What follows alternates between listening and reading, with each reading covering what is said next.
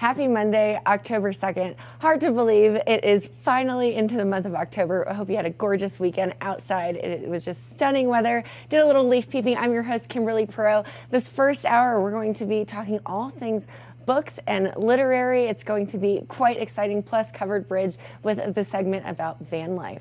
So I'm your host, Kimberly Perot. Good Morning Vail starts now. Get up, get ready to start your day. The mountains are calling you out to play. Come on, we'll make you feel right at home. Good morning, Vail. See what lies in store for you. There's so many things to see and do. Summer, winter, spring, or fall. Your home in the Rockies has it all. So get up, get ready to start your day. The coffee's brewing, you're on your way. The fun is waiting outside your door. Good morning, Vail.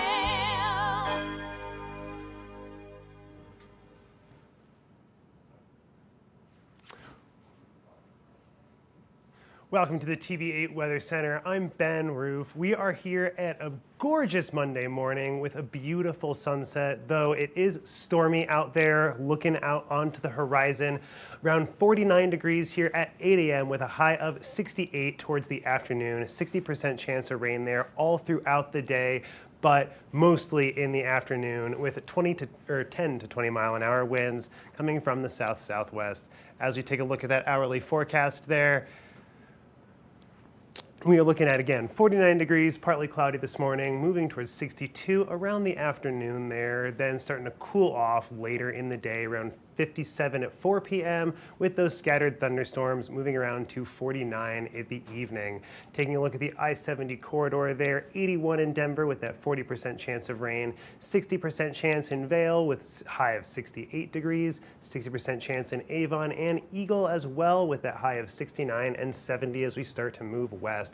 Taking a look overnight tonight, we got a low of 35 degrees with a 50% chance of rain. Hopefully that rain's going to start moving on towards the morning, though, as we take a look at that rest of the week. We've got that 20% chance of rain on Tuesday with a high of 55, high of 58 on Wednesday with a 15% chance of rain, and then sunny looking there towards the weekend with a high of 65 on Thursday, high of 68 on Friday, and a high of 68 on Saturday. How are you doing, Kim? Doing great. You know, the weather is definitely changing as we're getting into the switch of seasons. It certainly is. Yeah. It's just gorgeous out there right now, especially as things start to get cooler. We got that storms moving in, a little bit of maybe snow showing up in the peaks in the next couple of days. It's pretty crazy that we're already getting into the snow season. You know, I think most people, I love the rain, and I think it's going to be a really nice break and everything. But speaking of weather, did you do anything fun over the weekend? I did do a little bit of fun over the weekend. I didn't actually go on any hikes, but I was down at the CU USC football game over the weekend, and that was just another incredible experience. I'm just really enjoying the CU games right now. Absolutely. It's been absolutely a blast, and I could not believe how close they got the game, despite being like 33-7 at the half. They managed to bring it in within one touchdown. It's pretty incredible. Great. And you know, we talk about leaf peeping when you go to a CU game. You're celebrity peeping. Man. I'm sure there are probably all kinds of crazy people down on the sidelines. Definitely some big celebrities down on the sidelines, but speaking of leaf peeping, the drive back and forth is just gorgeous right now. Absolutely incredible. Peak leaf right now, like just fire in all of the trees. It's amazing. Now is the time to be out and about, especially before we start getting all of this snowstorms and we head into the winter months. So certainly is. Couple more weeks left to enjoy the outdoors. Get out there, get hiking, get biking before we start dealing with the snow and a little bit of that sometimes cold, sometimes muddy, sometimes a little bit hard to get out there weather. Well, we might be getting a little bit of mud this week, but the rain is definitely needed. We have a pretty exciting show on this Monday morning, October 2nd. We'll be talking about all things literary. Ben has a conversation with an author. I do as well. It's just going to be a great show. Stay tuned. Go fill up that cup of coffee. We'll be right back after this. Good morning, Vail.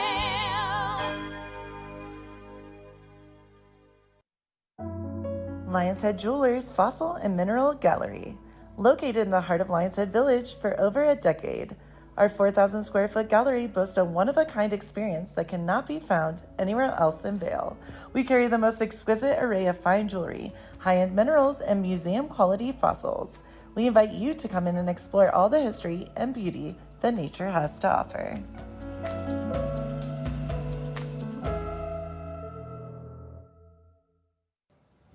Hi, it's Julio from TV8 Vail. Do you ever wonder why our tagline is "There's more for you on 92"? Because we're always bringing you more. More Good Morning Vail from 7 a.m. to 9 a.m. all year long. More local coverage with Vail Vibes and Covered Bridge on TV8. More opportunities to participate with new roundtable panels on mountain perspectives and our new Spanish programming block coming this fall. Find us on Comcast Xfinity Channel 92, on YouTube, or our website at tv8vail.com.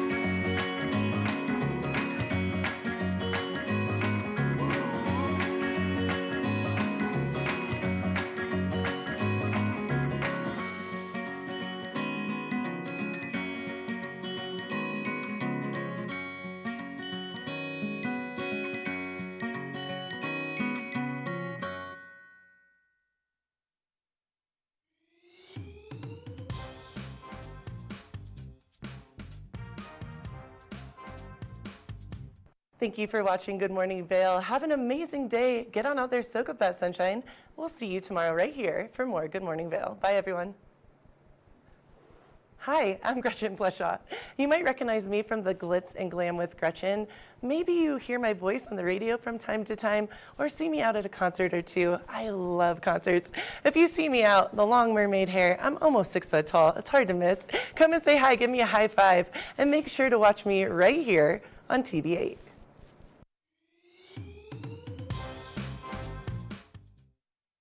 Good morning, Vail.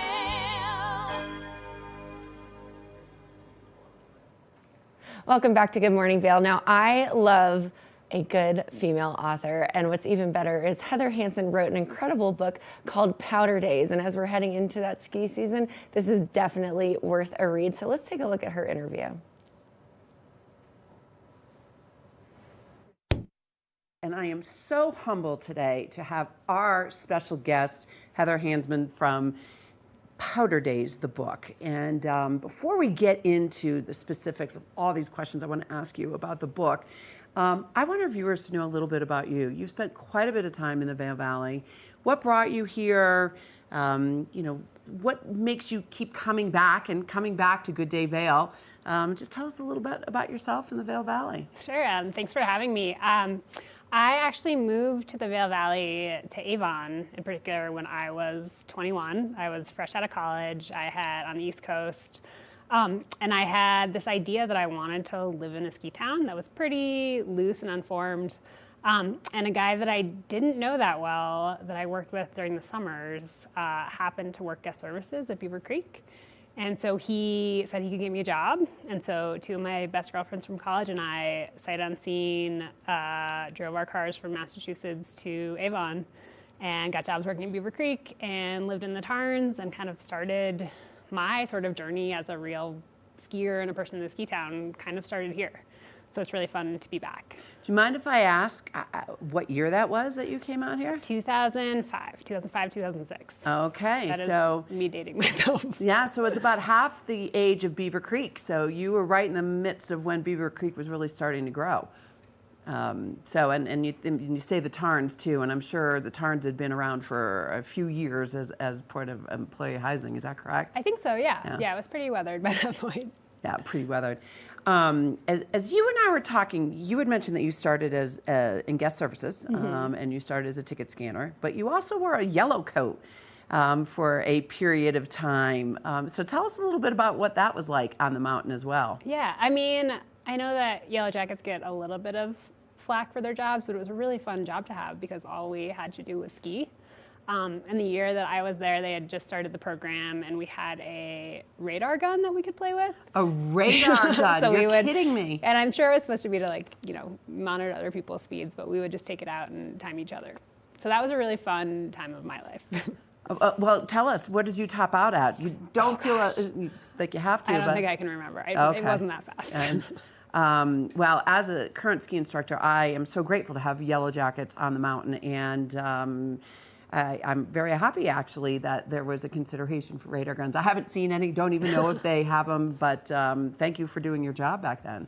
But that was clearly the beginning of your thoughts around this fabulous book called Powder Days that you just released last year. Tell us a little bit about what got you inspired to write this. Yeah. So like I said, I moved here kind of right out of college. I ping-ponged around a couple other ski towns, and then I went to journalism school in Boulder. And when I did that, when I kind of moved down to the city and got a real job, I was really thinking about my friends who are still here and who are still in ski towns, and were kind of living the dream, the quote-unquote dream. And I watched them kind of grow up and have kids and kind of establish careers and lives in these towns. And there's something really beautiful about it, but there's also some really, really hard parts to the ski bum dream that I think don't always get talked about, whether that's, economic instability or what's happening with the climate. And so that idea of living the dream and what that dream could be and what made it complicated was just something that I was really fascinated by in my own life. I kind of had this, sliding doors fear that maybe I had missed out on something. And as a journalist, it felt like this really interesting question to dig into. Can you be a ski bum? Could you ever? And where did the idea come from? And the interesting thing about a ski bum is that not only are they skiing themselves, but they're providing a service for the community, for their own livelihood.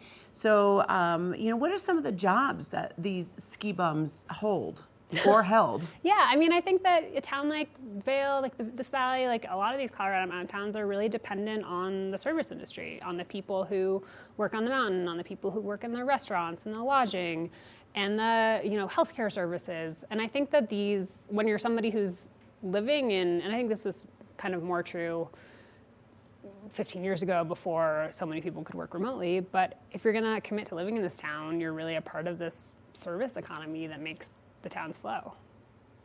And so what were some of the key findings that you had as it relates to individuals trying to make a living here in these services that actually benefit all of the viewers of this show? Yeah. What are some of those findings that you had? Yeah, it's a tricky question. And I guess for a little background, to do the research and the reporting for the show, or for the book rather, I did basically a big road trip, which was really great. I did a big loop around the Western U.S. and popped into all these ski towns to kind of look at what the reality of hardcore skiers looked like. Would you mind naming a few of those as well? Sure, those yeah. Areas that you went? I started in Montana, I went through Big Sky and down into Wyoming, to Jackson, to Sun Valley, did a loop through Utah, came through the Vail Valley, Summit County, spent a chunk of time in Aspen. So it was like really a big kind of Western US. I spent a little bit of time on the East Coast too.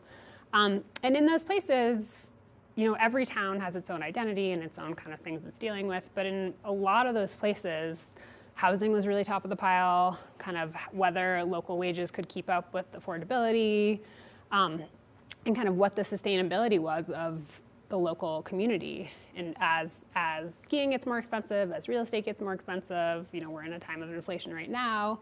So there's a lot of pressures on, the people who, A, love the sport that we all love, and B, are really supporting the towns that we live in.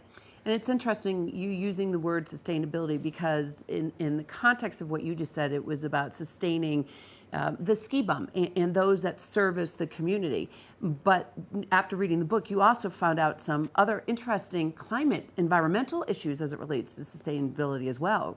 Oh yeah, absolutely. I mean, sustainability as a word applies across the board, I think.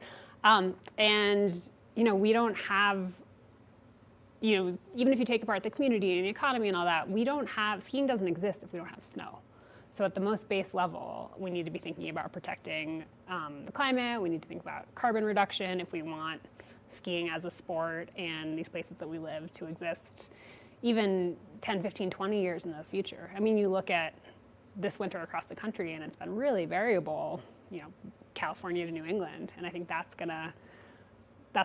not changing in a positive direction anytime soon. Well, and I would imagine that some of our viewers don't really know the differences of what we've been seeing with climate, or I should just say the snow in those areas. Could you just tell the viewers, the variability that you've been following in these different areas? Oh yeah, I mean, the Sierras has their biggest snowpack in years, and my parents, for instance, live in New Hampshire, and it's been 50 degrees and raining there. So you get kind of the full spectrum of weather. I mean, and climate and weather are not the same thing, but they're very connected. And which we'll get into shortly, because if we don't have snow, there is no skiing. Yeah, absolutely.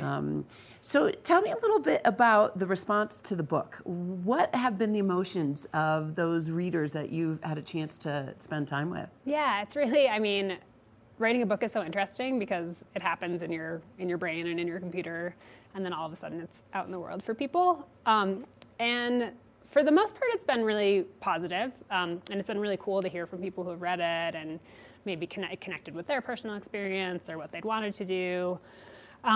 There has been I think this is kind of like the tricky thing that skiing as a sport is dealing with right now, but there has been some blowback into the fact that I talked about race and identity and economic inequality, and I think that makes some people really uncomfortable, even though that, who gets to be a skier, who can afford to be a skier, who's welcome in a ski town, I think is some of the most important things that we're thinking about in skiing right now.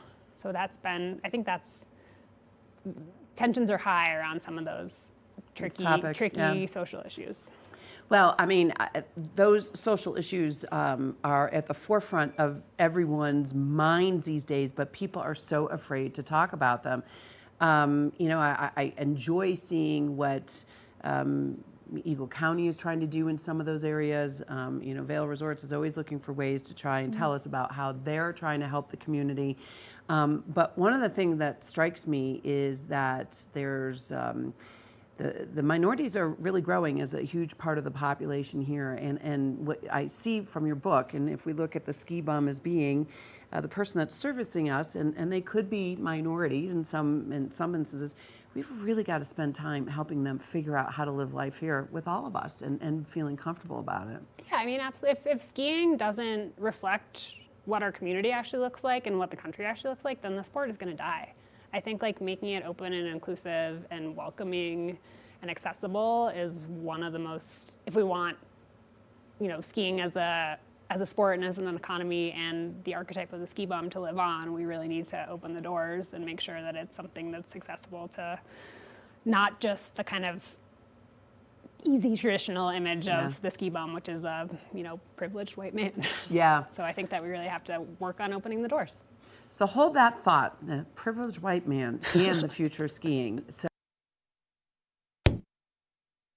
Good morning, Vail.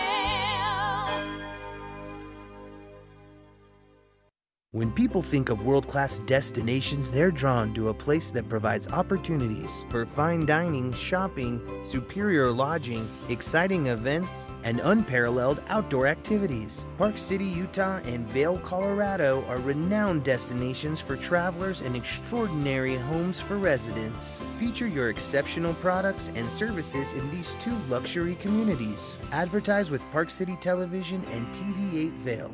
Contact us today. Nap Harvest, your local marketplace for fresh, locally produced products. Our indoor farmers market is open 7 days a week, featuring locally grown organic produce, prepared meals, honey from our Nap Nectar hive, furniture, cutting boards, and much more. We source and sell locally grown and produced products from the Vail and Roaring Fork Valleys. Visit us at our new location in Eagle Ranch, 717 Sylvan Lake Road, next door to Color Coffee Roasters. All right, you've decided to have a party. It could be 8 people, it could be 80 people, and you're wondering, how can I entertain?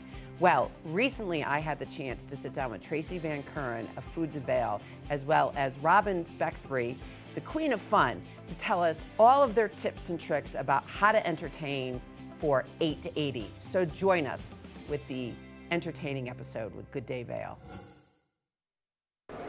It's the fastest half hour in television. Toyota's Race Week takes you inside the high-speed world of NASCAR. Go behind the scenes for a look into the high adrenaline world of motorsports and hear from your favorite drivers as they discuss the drive to a championship. If you love NASCAR, you won't want to miss Toyota's Race Week.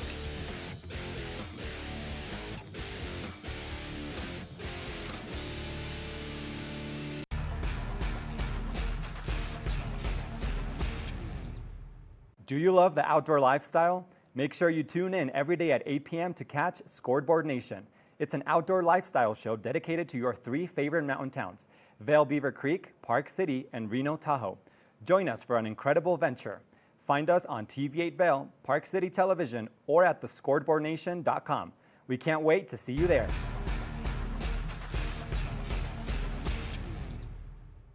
TV8 Vail is serving the community 24 hours a day, 7 days a week.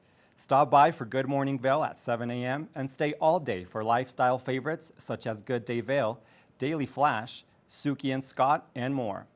And you're sure to find the adventure you crave with back-to-back episodes of Scoreboard Nation and Outdoor America. Find us all day, every day on Comcast Xfinity Channel 92, on TV8Vail.com, and on all our social media platforms.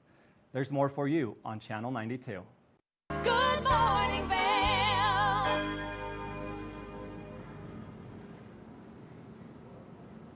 Welcome back to the show. Let's take another look at today's weather real fast. Starting off this morning, we've got some afternoon thunderstorms scheduled, but looking like we're kicking the day off around 49 degrees there. Moving on to a high of 68 towards the afternoon with a 60% chance of rain throughout the day. Again, more heavily weighted towards the afternoon there. This morning, 49 degrees, moving towards 62 around noon with that chance of rain starting to pick up there towards the afternoon. 4 p.m. we're looking at 57 degrees and then cooling off around 8 p.m. with a lower of 49.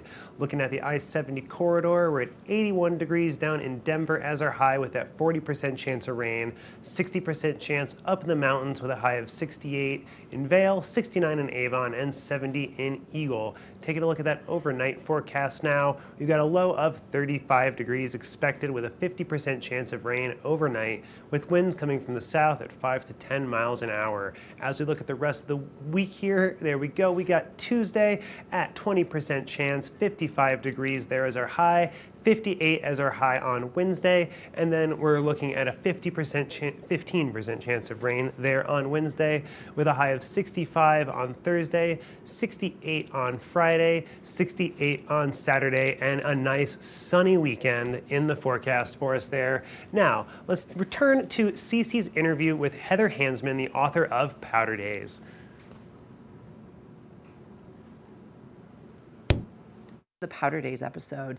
I'm thrilled to have Heather Hansman here, the author of the book Powder Days. And when we left our last segment, we were talking about some of her findings as it relates to the emotions that her readers have provoked. And we talked about some of the negative emotions, which we'll get to in a second, but let's talk about some of those positive emotions that readers came to you and say, my God, this is such a great thing. I've learned so much from you. What are some of those things? Yeah, I think part of what I've heard is that there hadn't necessarily been a book like this before that kind of encompassed what it meant to be a skier that wasn't just a profile of Warren Miller or Lindsey Vonn or somebody who was like a, celebrity. And it's just kind of like a a normal person's story. And I think that And I have to say, and thank you for bringing that up because it really is a normal person's story, and I could relate to it so much, and I learned so much. So I didn't mean to interrupt, but it is a normal person's story. So thank you for saying that. And I think that for me, I thought I spent 4 years thinking about this book, and one of the things I've thought about a lot is why skiing is important, and if it is important, in the grand scheme of things. And I think, what I settled on for me, and what I think that has come up for a lot of people is that, skiing is something that I do just for joy, just for fun. There's no social pressure. There's no, if I go to ride my bike, sometimes it's for exercise, but skiing is just for joy. And I think that's a really important thing that we maybe don't get in a lot of places. And so I think that's kind of resonated for some people too, that we need to prioritize being outside and being in community. And I'm happy that you're saying being outside too, because there's probably a lot of viewers that don't necessarily ski anymore, or at least downhill ski. And that's what the book resonated for me. It's not just about skiing, but it's how you can apply it to the mountains and what that brings to us here living in the valley. I mean, we are looking for that joy.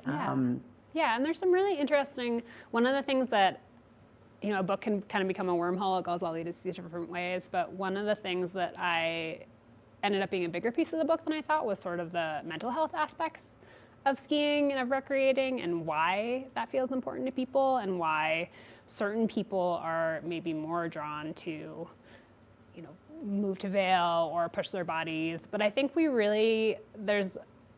it's really important for our physical and mental health to be outside and be active and be in the environment.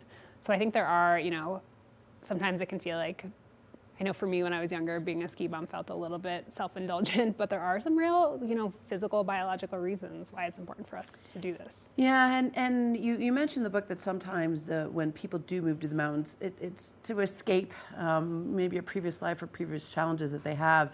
And I bring that up because I am very proud of what I'm seeing here in the Valley with Eagle Valley Behavioral Health and others really tackling mental health head on because of some of the devastating things that we've seen here. And you mentioned a few of those in the book. So I'm really happy that you brought that up because our viewers need to recognize that this is something that we do need to talk about, we do need to embrace. And matter of fact, I think when we were preparing, I mentioned to you, I was at a restaurant in Avon the other day that they even have a mental health tax in your chit at restaurants now, where we can provide an extra tip, so to speak, or a tax that can be donated towards mental health issues here in the Valley. So thank you for bringing it to the forefront, and thank you for making it a topic that we can talk about. Yeah, I think it's incredibly important to talk about. A lot of, across the Mountain West, a lot of ski towns have incredibly high, disproportionately high suicide rates. Yep. There's a lot of people who are struggling. And I think sometimes the culture around skiing and outdoor sports is that, everything is awesome. You're having the best day ever. And when that's not true, I think it can be really hard. So I think it's really crucial to be talking about this stuff and kind of opening doors. And you bring up culture. So, and you speak a lot about culture in the book. And all of those resort towns that you had mentioned, a lot of them have a lot of consolidation going on, which really reshapes the future culture.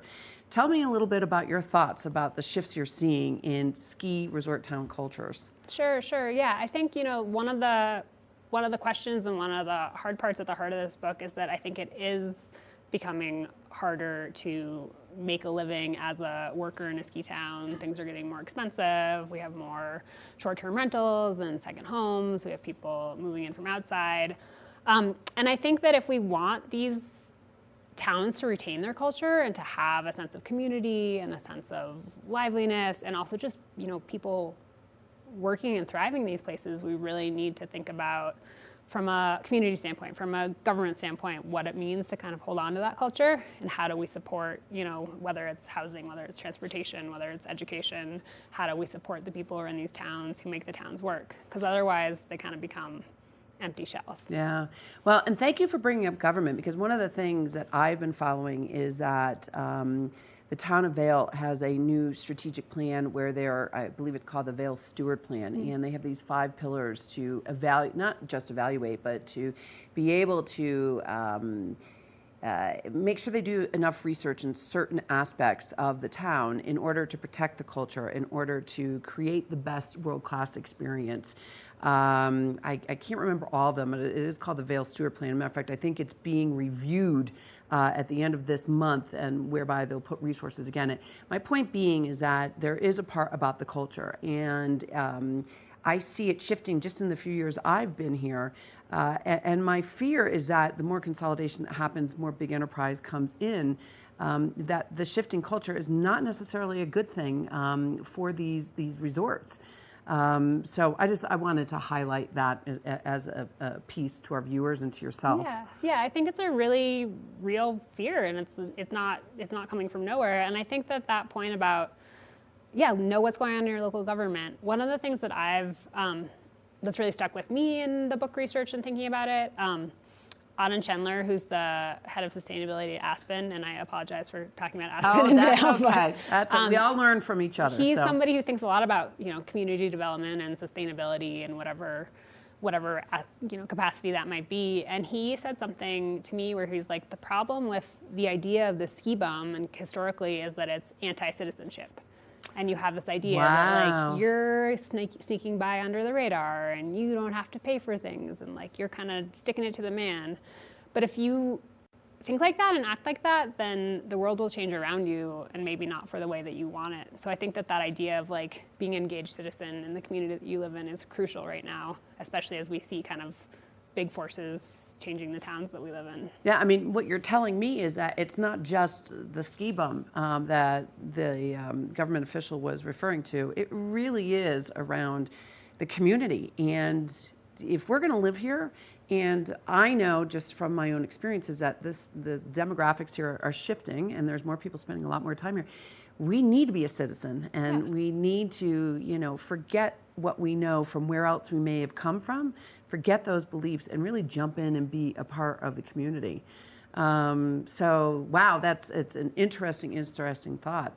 Let me touch upon one more topic that I know is very near and dear to your heart, and that's around the climate action and the various things that you see or you think we should be doing more of in these mountain towns.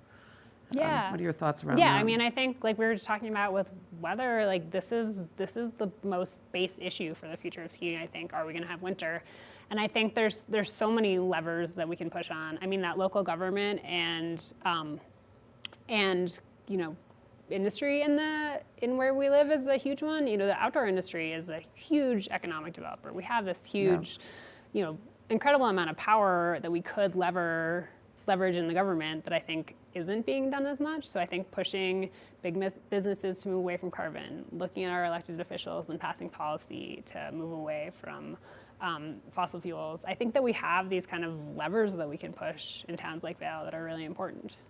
Well, and I know Vail Resorts has their net zero program, and their deadlines are 2030, and it'll be interesting this year. I'm going to do some research on this to see how they're faring against that, especially since COVID.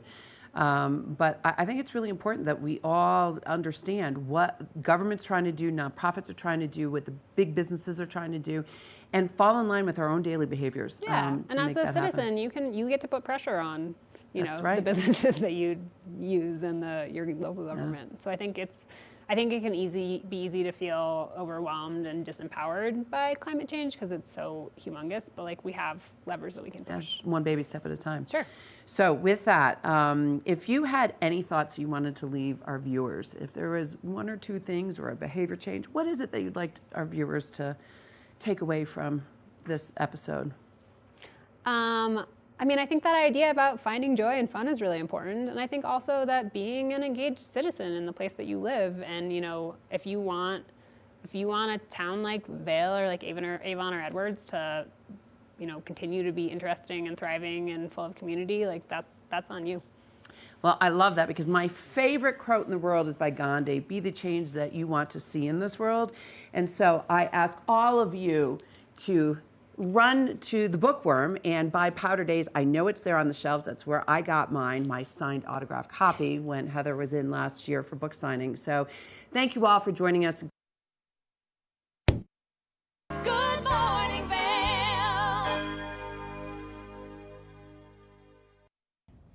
Did you know that all Eagle County residents and visitors can get a free Eagle Valley Library District card? All you need is a photo ID. You get our online databases and resources, free music, free streaming, all from wherever you have internet access. Free audiobooks and e-audiobooks straight to your phone. Go into your Eagle Valley Library District branch today and get your library card.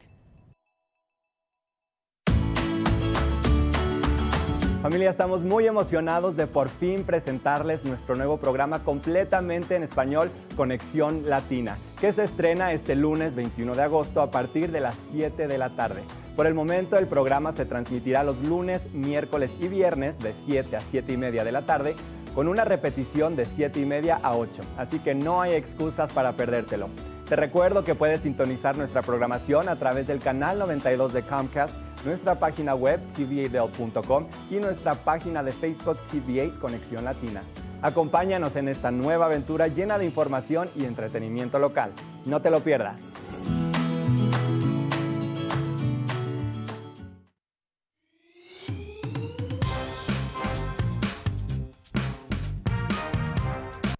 Well, Archer and I are going to get headed on further down the trail, but I hope you'll catch up with us a little bit later. Hi, I'm Ben Roof, and I'm one of the new hosts here at TV8.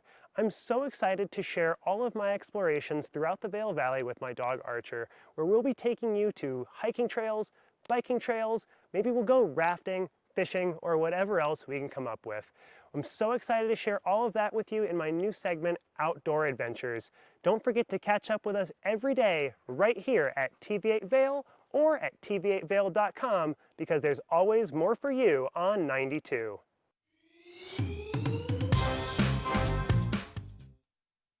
Do you have an interesting hobby or skill you'd like to share for Vail Valley? We want to hear from you. We're looking for people to share their musical, artistic, culinary, woodworking, athletic, or technical talents on Good Morning Vail.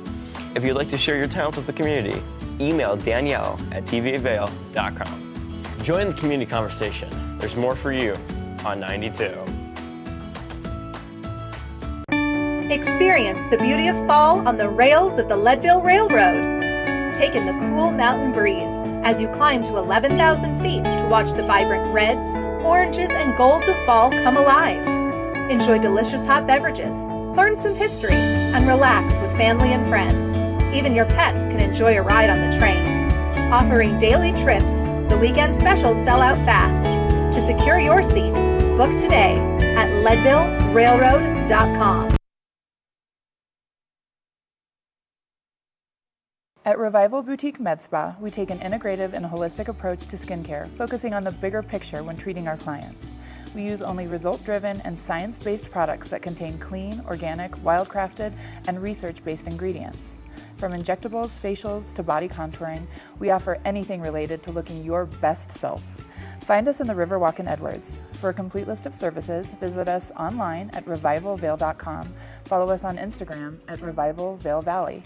Fall in love with your skin again. There's lots to love at Revival. Mind, body, beauty. Good morning, Vail. Welcome back to the show. One of the best things for young kids to start learning reading and really getting into a great habit are kids' graphic novels. And joining me now are the authors of the new book, The First Cat in Space and The Soup of Doom, their second novel, Mac Barnett and Sean Harris. Welcome to the show, guys. Thanks so much for having us. Yeah, thank you. Well, thank you so much for joining us. I gotta say, it looks like the book is gonna be super, super fun. Very much kind of, at least seems to me, in the same vein as like Captain Underpants and some of those books, which were a big part of my childhood when I was in middle school. So how did you guys get inspired to write something like this? So this book was actually born, it was sort of a COVID project. We wanted to tell the story to kids during lockdown, and we wrote the first book, The First Cat in Space Ate Pizza, chapter by chapter, and shared each chapter as we were going along every Saturday morning to tens of thousands of kids around the world, which is kind of unusual. Most of the time you're writing kind of alone in your house, but this time we were able to share our work with kids as we were making it up. So the first book, I guess, came out sort of iteration after iteration. It didn't all get published as one, sort of like my understanding that like they used to do some serialized stories in like newspapers and stuff back in the day, but this sounds like it was a little bit more social media, internet version of the same.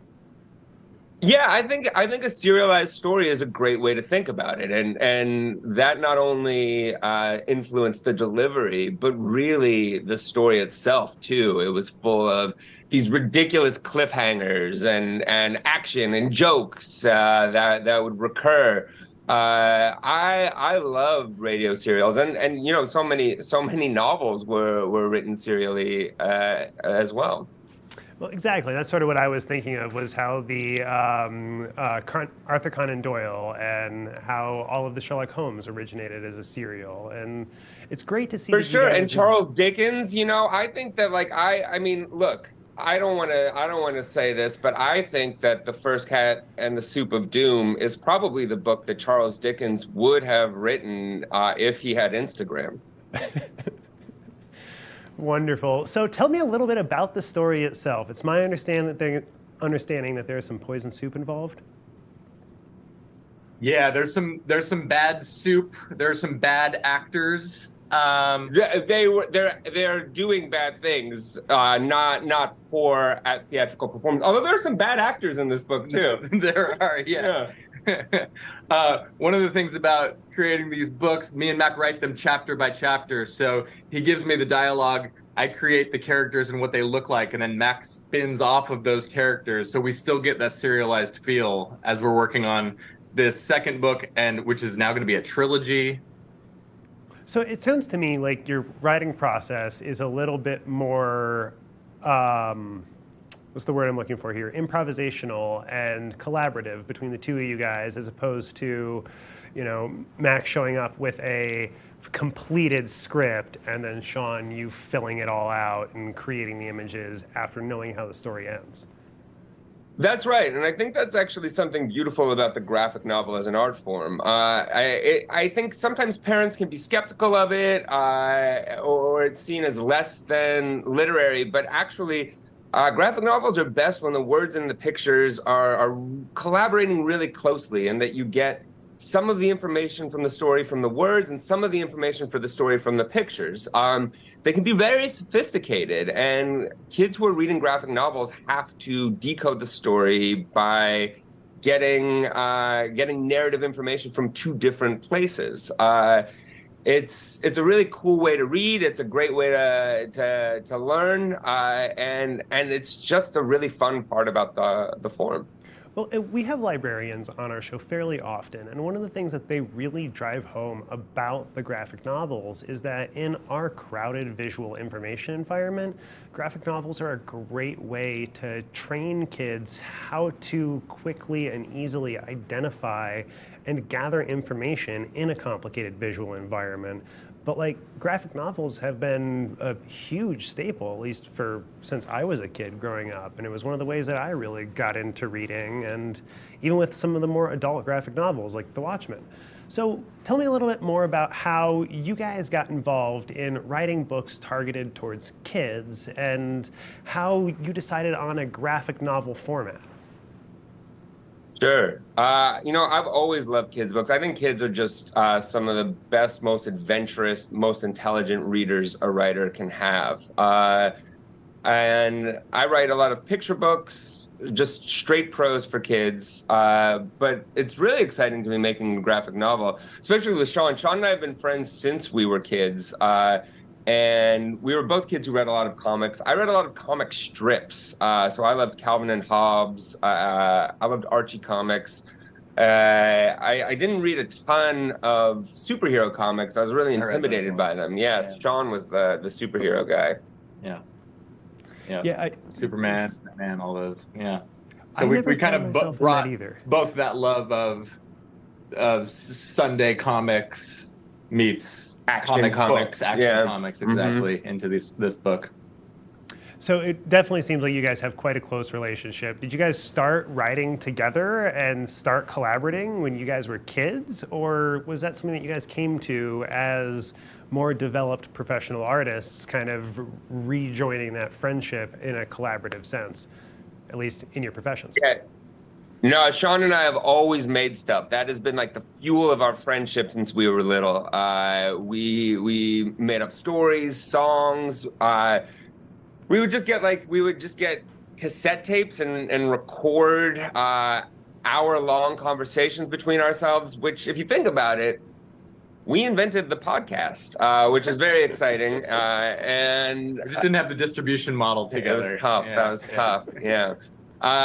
But no, making things has always been what we do together. And I think that, these books, they're full of adventure and science fiction and action and jokes. But really at the heart of it, these are friendship stories. And I think that's because, like everything that Sean and I make, they are a document of our friendship.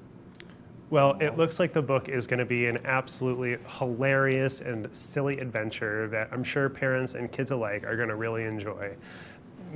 Mac Barnett and Sean Harris, thank you guys so much for joining me. And make sure to check out The First Cat in Space and The Soup of Doom. Thank you guys so much, and we'll be right back after a short break. Good morning, Vail.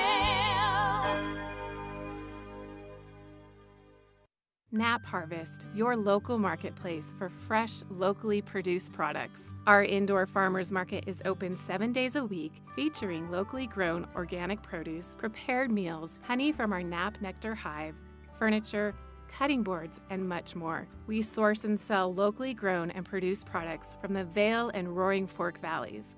Visit us at our new location in Eagle Ranch, 717 Sylvan Lake Road, next door to Color Coffee Roasters.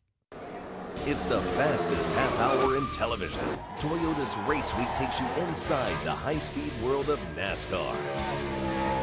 Go behind the scenes for a look into the high adrenaline world of motorsports and hear from your favorite drivers as they discuss the drive to a championship. If you love NASCAR, you won't want to miss Toyota's Race Week.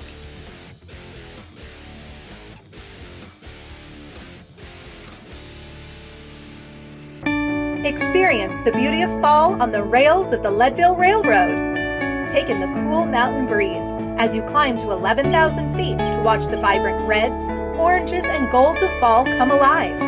Enjoy delicious hot beverages, learn some history, and relax with family and friends. Even your pets can enjoy a ride on the train. Offering daily trips, the weekend specials sell out fast. To secure your seat, book today at leadvillerailroad.com. When you're in Vail, you're in vacation mode, and you need a flexible home tour experience that fits into your schedule. We've transformed how you view and buy homes in the Vail Valley. With immersive, cutting-edge technology, you can explore properties 10 times faster. In our lounge, we guide you through this digital world on a 16-foot screen where you can imagine your next home in comparison to your favorite recreational spots. Say goodbye to multi-day home tours and hello to a quick stop between your other plans. That's the power of the immersion theater. At Revival Boutique Med Spa, we take an integrative and holistic approach to skincare, focusing on the bigger picture when treating our clients. We use only result-driven and science-based products that contain clean, organic, wildcrafted, and research-based ingredients. From injectables, facials, to body contouring, we offer anything related to looking your best self. Find us in the Riverwalk in Edwards. For a complete list of services, visit us online at revivalvail.com. Follow us on Instagram at Revival Vail Valley. Fall in love with your skin again. There's lots to love at Revival. Mind, body, beauty. Good morning, Vail.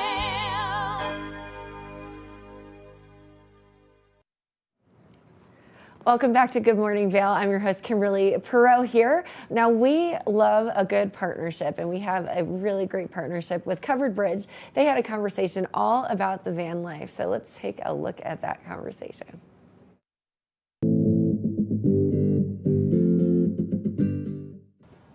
Hello, welcome to Covered Bridge on TV8. I'm Kim Fuller, co-owner of Jaunt Media Collective in West Vail and editor-in-chief of Covered Bridge magazine.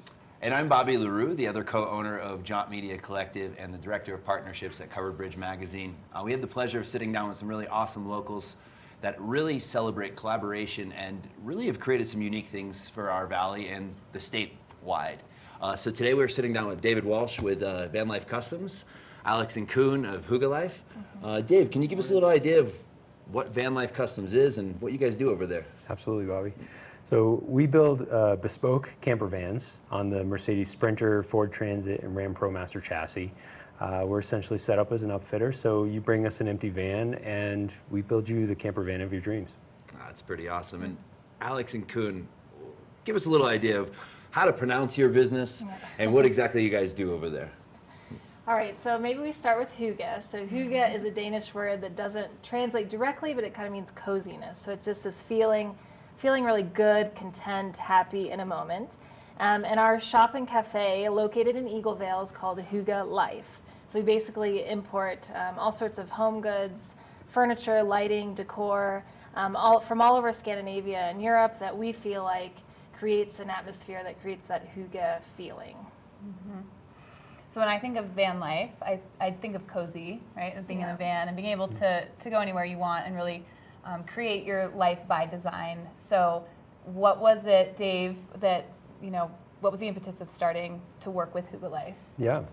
Well, we've known Alex and Kuhn for a while here in the Valley, love going in their shop and checking things out.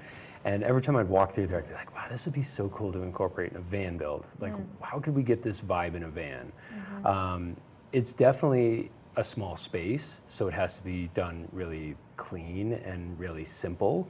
And the vibe that we saw every time we walked into Huga was just exactly that, but it was still inviting. So yeah, we just kind of started kicking around some ideas and saw some finishes and some fabrics and thought, wow, maybe we could build a cool van out of this. Yeah. When I first heard of this idea, I had what I would picture, like, oh, they're going to supply a few things. But after talking to Dave and during the build, it sounds like you guys had a pretty big part in creating what that interior of the van would look like. We did. No, it was really fun to kind of start thinking a little bit out of the box from a home or a room, but to get to a room on wheels, really. And you do start thinking about colors, about fabrics in there, even how to position lighting, how to build in certain lighting.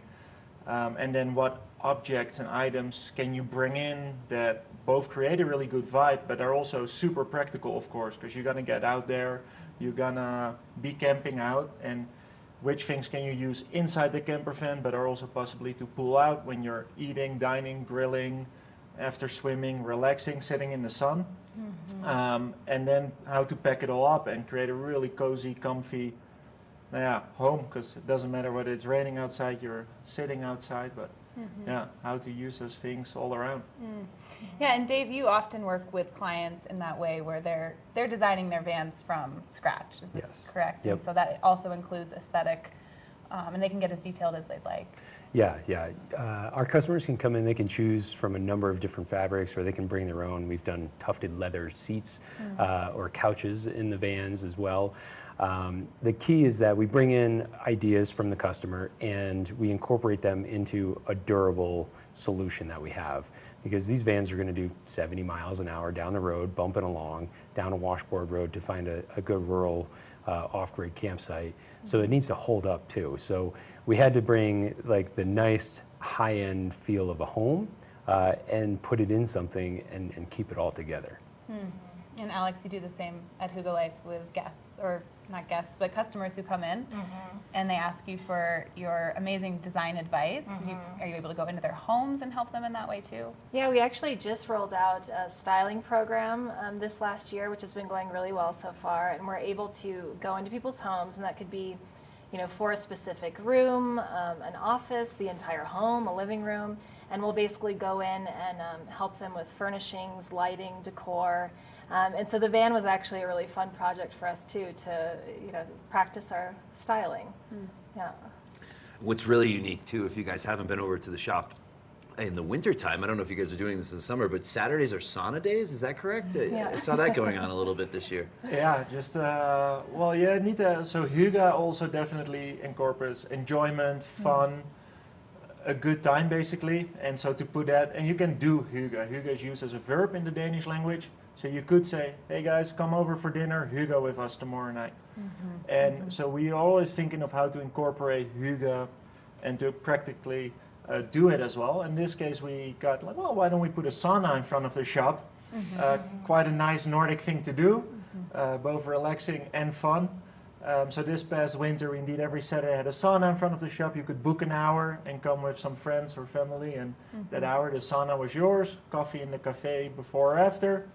Of course, did the whole package. So we got a cold plunge next to it, and just indeed to just do Hygge as well. Not just say, buy this, your home is going to be more Hygge, but totally to live it as well. Yeah, because it is Hygge life. Right. It seems like we should be pulling the sauna with the van. That would be exactly. That would be the package. most ideal thing. Yeah. Yes. I feel that with Hygge Life, it's always, for me, it's those things I didn't know I needed, right? And like a sauna, or very much a part of the Scandinavian culture, and then once they're a part of your life, the candles, the cozy stuff, it just becomes integrated. So Dave, were there any things in the van that showed up that you were like, wow, I never would have thought of this until it's there, and now you're so many customers that you're going to There absolutely were a few things. I think the lighting was a big thing.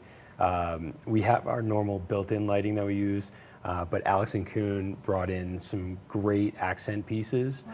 They have these little, is it like a little candelabra thing? Yeah, it's like a little portable light. Yeah, and it's like a touch light. It's amazing. And then the globe light with the handle on top was fantastic, and being able to hang that in the van and then grab it and take it out of the van. There was just some amazing accessories, and then there's nothing better than laying on, gosh, what was it, alpaca? Sheepskin? Well, the sheepskins are always amazing, but the blankets and the covers were just, it was the next level. It took this van to a really another place. So the van has since sold, but if you guys want to reach out, I'm sure they could redo or refashion a total different Hygge Life van or a van from Dave. But what I want to focus on quickly before we end is, you've created some really unique businesses, but you both seemingly see the power and the opportunity of collaboration. And if you could just speak to that a little bit, because I think that's really what we're trying to celebrate at Covered Bridge and TV8 is how to work together within this silo of our valley, but then how to create more community around that. No, yeah, what is really fun is indeed to see collaboration. We always believe that the more you collaborate, the sum of individual components becomes bigger than just a simple equation. And that's what we've always tried to do as well. So any partnership is really fun. And when we got to start talking about this idea, we're totally on board. And it doesn't always need to be resulting into this massive opportunity or big thing, but it really is about creating community, putting things out there together. You are stronger, we think, together than just by yourself. And it is also just what we try to do at the shop and with the coffee bar and the cafe in there, bring in the sauna. It is engaging the community, because it's kind of more Hygge together as well. Yeah. Yeah, and we do. I mean, in the Vail Valley, I think it is really important that we all do come together and work together, and because, like you said, there are just such amazing small businesses in the valley, and it takes a lot of passion and grit and to make your business survive up here, I think, as well. And so I think coming together and really helping each other and coming up with fun ideas, and this really was mostly fun. We had a really fun time with it, and neat to connect with Dave and create this beautiful van. But I think in the valley, just all of us coming together, it's important. Yeah. And a big shout out to you guys as well with what you guys are doing with Covered Bridge to highlight those stories, those connections, and basically the passion from a lot of local entrepreneurs to bring that out there. It's much appreciated. Thank you. Yeah, it's really wonderful to be able to bring these stories, partnerships, and wonderful people to life on TV8. So thank you so much for watching today. Covered Bridge on TV8. We'll see you next time. Enjoy the journey.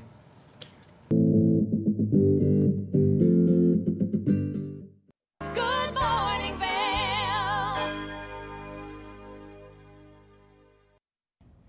Did you know that all Eagle County residents and visitors can get a free Eagle Valley Library District card?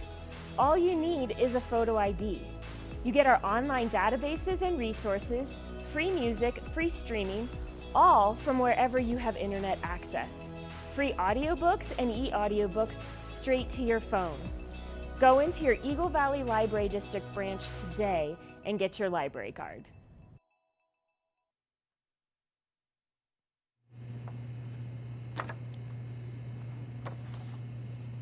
I'm your host, Kimberly Perot. It is Monday, October 2nd. We are at the top of the second hour of the very first episode of Good Morning Vail in the month of October. Speaking of October, it is Breast Cancer Awareness Month. So we're having a conversation with a doctor about how to screen for that, how to support and create awareness. We'll be talking to the History Channels. The proof is out there. Very exciting conversation. 3D printing at the Eagle Valley Library District in their Spark studio and much more. I'm your host. We've got Ben Roof here in the studio as well. Good Morning Vail, Hour 2 starts now. Get up, get ready to start your day. The mountains are calling you out to play. Come on, we'll make you feel right at home. Good morning, Vail. See what lies in store for you. There's so many things to see and do. Summer, winter, spring, or fall. Your home in the Rockies has it all. So get up, get ready to start your day. The coffee's brewing, you're on your way. The fun is waiting outside your door. Good morning, Vail.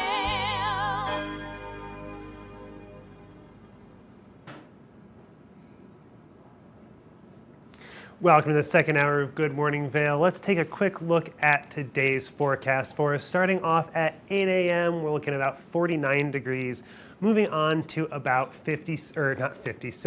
68 as we get towards the afternoon there, with a 60% chance of rain, with winds from the south-southwest 10 to 20 miles an hour.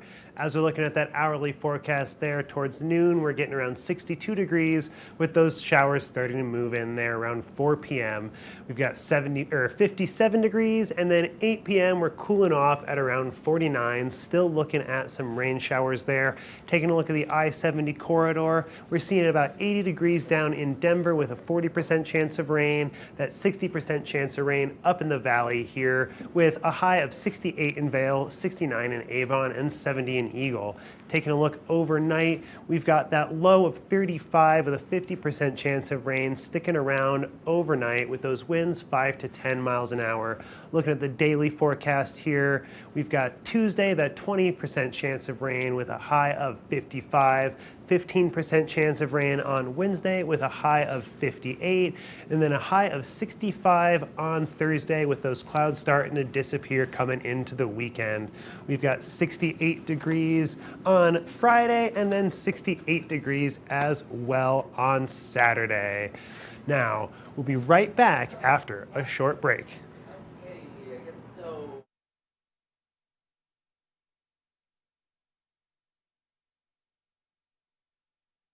Good morning, Vail. Nap Harvest, your local marketplace for fresh, locally produced products. Our indoor farmers market is open 7 days a week, featuring locally grown organic produce, prepared meals, honey from our Nap Nectar hive, furniture, cutting boards, and much more. We source and sell locally grown and produced products from the Vail and Roaring Fork Valleys. Visit us at our new location in Eagle Ranch, 717 Sylvan Lake Road, next door to Color Coffee Roasters. Do you have an interesting hobby or skill you'd like to share for Vail Valley? We want to hear from you. We're looking for people to share their musical, artistic, culinary, woodworking, athletic, or technical talents on Good Morning Vail. If you'd like to share your talents with the community, email Danielle at tvavail.com. Join the community conversation. There's more for you on 92.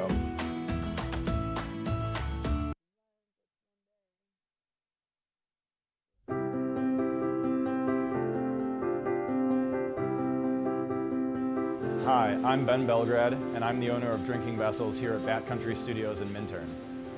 And I've been in the Valley for 7 years. I moved to the Valley because a friend helped me to get my vision off the ground, building my glass studio here, and being so close to snowboarding.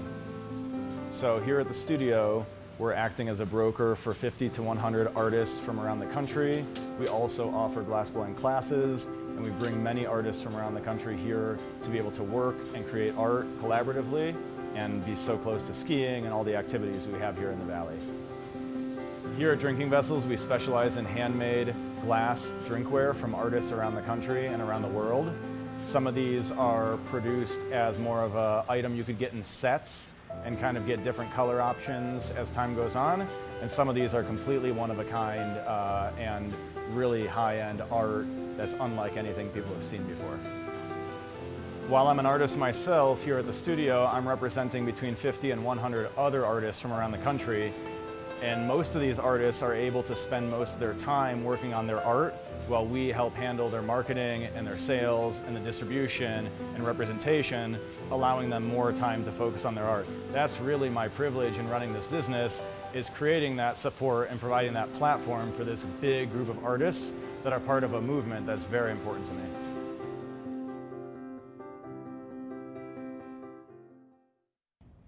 Did you know that all Eagle County residents and visitors can get a free Eagle Valley Library District card? All you need is a photo ID. You get our online databases and resources, free music, free streaming, all from wherever you have internet access. Free audiobooks and e-audiobooks straight to your phone. Go into your Eagle Valley Library District branch today and get your library card.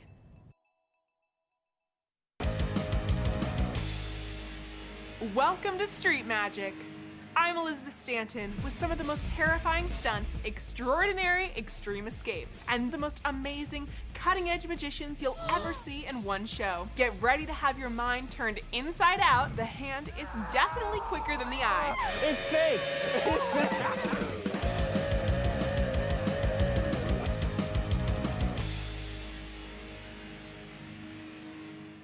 When you're in Vail, you're in vacation mode, and you need a flexible home tour experience that fits into your schedule. We've transformed how you view and buy homes in the Vail Valley. With immersive, cutting-edge technology, you can explore properties 10 times faster. In our lounge, we guide you through this digital world on a 16-foot screen where you can imagine your next home in comparison to your favorite recreational spots. Say goodbye to multi-day home tours and hello to a quick stop between your other plans. That's the power of the immersion theater.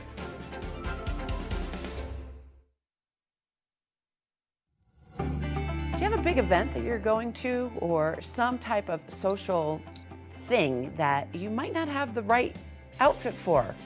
Well, recently I had the chance to sit down with two individuals that can share some extraordinary tips on how to ensure that you feel comfortable for that event by wearing what you feel most comfortable in and become a star at the event. So please join us for the fashion episode. Good morning, Vail.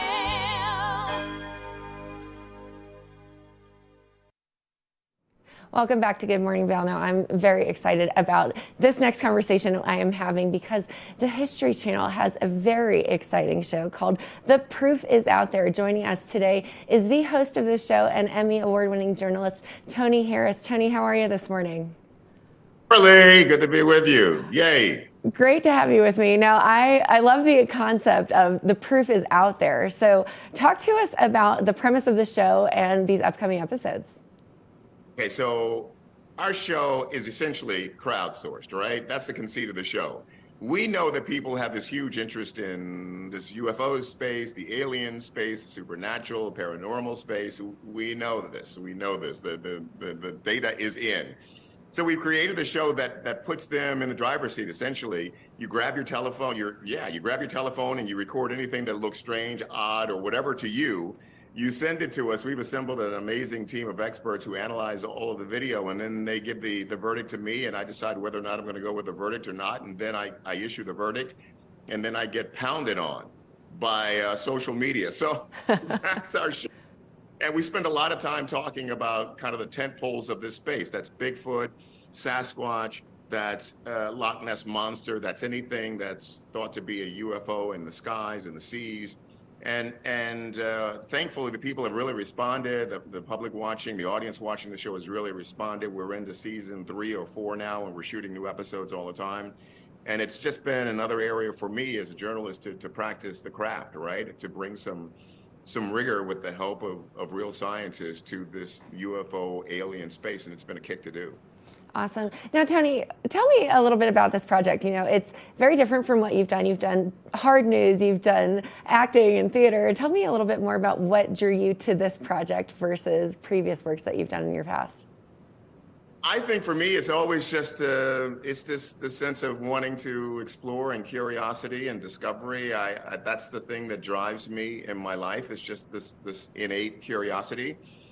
And to your point, yeah, I've been really lucky and blessed to have a really diverse career, from Entertainment Tonight to, you know, covering the Arab Spring in the Middle East, you know, to covering Hurricane Katrina. So, I mean, I've just been able to do a complete slate of work in the journalism space, and this is just another area. Just where can I go now? I mean, I've worked in true crime, and you know, what other frontiers are there? What are areas where I can, you know, practice some journalism? And this was a wonderful opportunity to do this. I just think, you know, there's so much interest. There's so many people who are in the space now, and every day it seems that there are smarter and smarter people with real credentials and real backgrounds in science and technology are coming to the space. And so I said, look, if there's an opportunity for me to practice my craft in this space and my trade, then I'm all for it. And, you know, there are people who are saying, well, why would you go into that space? Why would you do that? That's all trickery and hoaxers and that and the other. But when you take a look at the serious nature of the people who are talking about UFOs and aliens, and, you know, I think you need to reconsider that point of view. Absolutely. I love that you're bridging the gap between the world of science and phenomena and journalism. You really are. So talk to me about the team that supports you and helps you prove these facts or disprove what could be true. Well, Kimberly, they're helping me build what I like to call this proof puzzle, right? You know, we've gone from people talking about folks who believed in the stuff being tinfoil hat-wearing folks who were living in their garages and you're sliding food under the doors to them so that then, you know, so they can eat or whatever. So now we've got accredited scientists from major universities. We've got theoretical physicists on the program who are working with us, and professors and scholars from major universities around the country who are talking about this and doing scientific work in this space. Neil deGrasse Tyson is talking about UFOs.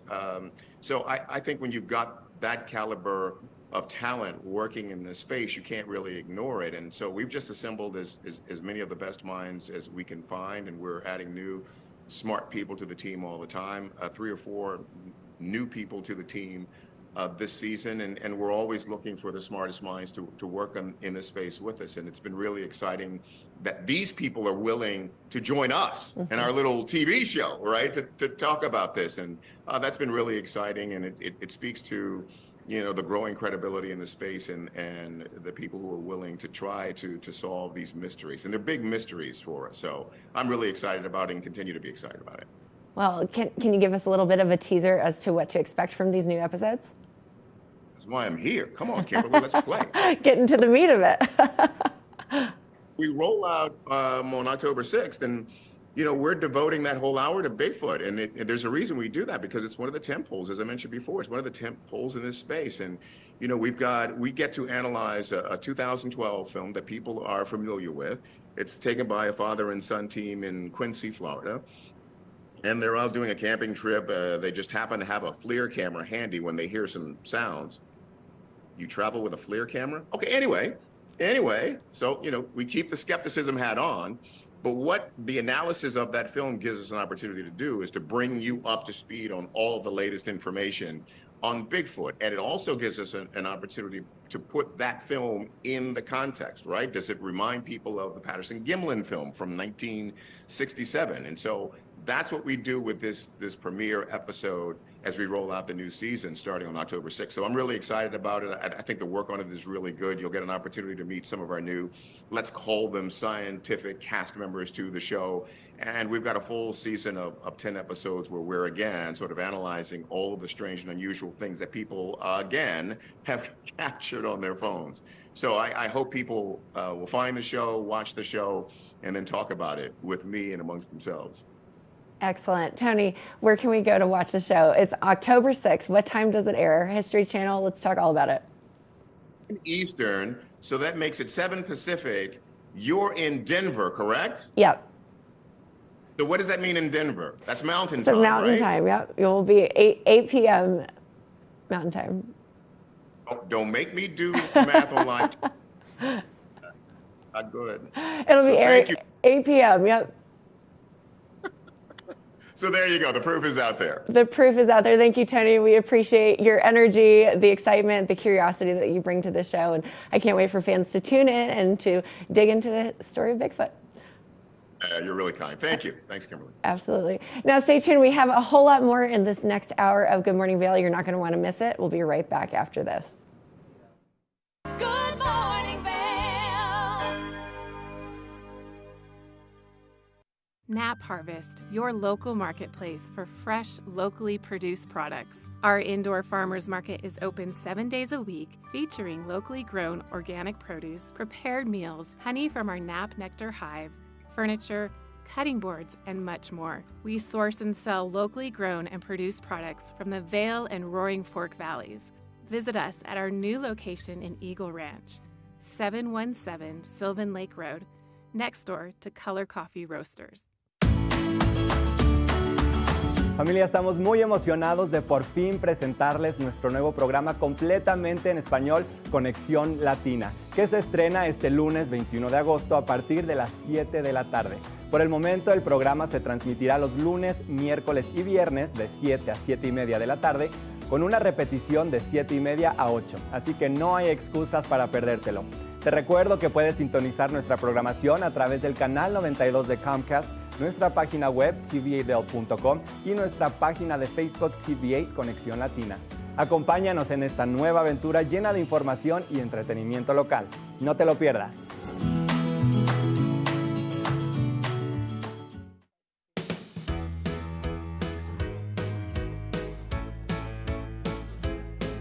Hello, everyone. I'm Raisa Pascal. And I'm Andrea Jackson. Welcome to Life, Love, Shopping. Have any personal stories you can share? Do I? Yes, I do. So even though you work for... Some good deals, too good to miss on Flash Deals. Now check this out. Studies show spending time outdoors can help with depression, lowering blood pressure, and overall health and happiness.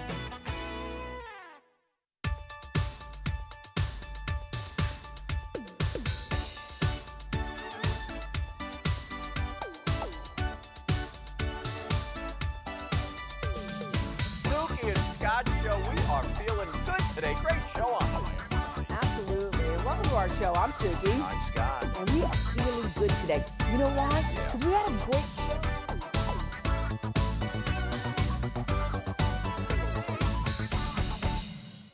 When you're in Vail, you're in vacation mode, and you need a flexible home tour experience that fits into your schedule. We've transformed how you view and buy homes in the Vail Valley. With immersive, cutting-edge technology, you can explore properties 10 times faster. In our lounge, we guide you through this digital world on a 16-foot screen where you can imagine your next home in comparison to your favorite recreational spots. Say goodbye to multi-day home tours and hello to a quick stop between your other plans. That's the power of the immersion theater.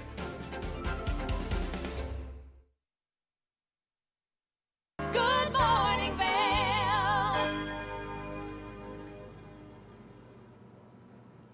Welcome back to Good Morning Vail. It's Kimberly here with the TV8 Weather Center. Let's take a look at today's forecast. As you can see, it's going to be 68 degrees for the high, but we have a 60% chance of afternoon thunderstorms, winds up to 20 miles per hour. So definitely a very Weather forward day today, it's going to be a mix of all of the different precipitations today. Later today, you'll see 4 p.m. 57, so the high will be 62 right around noon today, 57 at 4 o'clock, 49 at 8 o'clock tonight, and rain showers as we head into those cooler temperatures this evening. Across the I-70 corridor, 81 degrees in Denver, 40% chance of those scattered thunderstorms. Vail, 60% chance. Eagle, just about the same in Avon, also the same with the high of 70 in Eagle, 68 in Vail, and 69 here in Avon. Heading into tonight, that rain is not going away, 50% chance. Low of 35, evening rain, and then becoming partially cloudy as we head into those storms later tonight. Winds up to 10 miles per hour, so make sure you've got that umbrella or your rain jacket. Heading into the rest of this first week of October, we're definitely seeing October weather here. Tuesday, 20% chance of precipitation, partially cloudy with a high of 55, low of 32. Those freezing temps are here. We are welcoming them as we head into ski season. Wednesday, 15% chance of precipitation, 58 degrees for the high, partially cloudy, 30 degrees Wednesday night, so very cold Wednesday night. Perfect weather, which we like to say for sleeping here. And then heading into Thursday, Friday, and Saturday, sunshine, the end of the week. So gorgeous weather as we head into next weekend. 65 degrees for the high on Thursday, 32 for the low that night. Friday, 68. 33 degrees for the low, and Saturday, sunny, 68, 34 for the low. So excellent weather heading into next week, but a little bit wet and rainy as we start this first week of October off. Now, this next segment, I love talking to the Eagle Valley Library District, and they come on our show on Fridays, but they always talk about the Sparks Studio and all of the fun toys that they have. We head over to see them and learn all about their 3D printers, so let's have a look. If you're looking to pique your curiosity, well, the Eagle Valley Library District is the way to do that. And if this machine right here does not do so, well, Tegan's going to tell you why it should. And I'm standing here with Tegan Davis. Good morning, Tegan. Good morning. Thanks for coming over. Thanks for whatever this cool contraption is, because I am so intrigued right now. This is our 3D printer that we brought up from Avon. So we're redoing our Spark Studio, and we got a bigger one for Spark Studio, which means we can bring this one up for Avon, and so people can start experimenting with the 3D printer up here without having to go to Eagle. Which makes it nice and convenient for those who live up valley but are so curious about all of the possibilities that can come out of this incredible machine. This machine is amazing. So I love 3D printing. It's so much fun.